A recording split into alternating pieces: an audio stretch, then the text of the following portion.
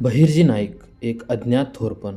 10-10 दिवस अन्न पाण्याशिवाय राहतो, तर महिनाभर एकाच झाडावर दबा धरून बसतो. धावायला लागला तर वाऱ्याच्या कानफाटीत मारल्यासारखे धावतो.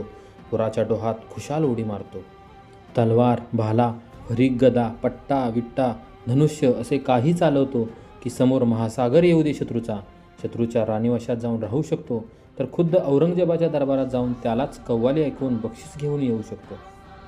माणूस म्हणाल तर एकही माणसाचा गुण नाही, जनावर म्हणाल तर तो दिसतो माणसासारखा. मोठमोठ्या गोष्टीत अचूक निर्णय, सावध नियोजन आणि स्वतःच्या देखरेखीखाली प्रत्यक्ष घोडदौड.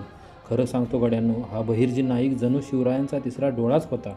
आणि शिवराय त्याला इतके मानत की महाराजांच्या राणीवशात एकमेव जिजाऊ माँसाहेब सोडून कोणी विनापरवाना जाऊ शकत असतील ते म्हणजे बहिर्जी नाईक. गड्यांनो, महाराजांचा नाईकांच्यावर इतका विश्वास की हा माणूस चुकूनसुद्धा चूक करू शकणार नाही, इतका दृढ विश्वास.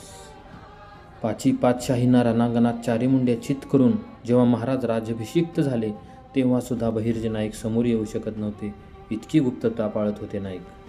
महाराजांचा अभिषेक सुरू होता. महाराज मुक्त हस्ताने गरीब फकीरांना ओंजळ भरभरून द्रव्य दान करत होते आणि एक म्हातारा फकीर त्या रांगेत उभा होता. जक्क म्हातारा हुंदके देऊन रडत होता आणि डोळे भरून महाराजांना पाहत होता. महाराजांनी जेव्हा त्या फकीराला पाहिले, तेव्हा मात्र त्यांच्या अश्रूंचा बांध फुटला.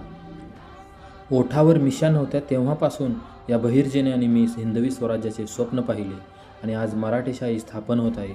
राज्य आनंदात आहे आणि ज्याने आजवर सारी संकटे आपल्या छातीवर झेलली, तो बहिर्जी फकीर होऊन याचकांच्या रांगेत उभा आहे. काय बोलावे या प्रकाराला? कसली वेडी माणसं असतील ते. एका मंदिराला फरशी दान दिली की साऱ्या घराण्याची नावे टाकणारे तुम्ही आम्ही त्या बहिर्जी नाईकांच्या काळजाला कधी समजू शकू का? स्वतःच्या बायकोला सुद्धा अगदी शेवटपर्यंत माहीत नव्हते की ज्याच्यासोबत मी 7 जन्माचे बंधन बांधले आहे, तो खुद्द स्वराज्याचा गुप्तहेर प्रमुख बहिर्जी नाईक आहे. इतकी कमालीची गुप्तता. आणि एवढा विलक्षण त्याग करून राजे त्यांना देत तर काय होते हो?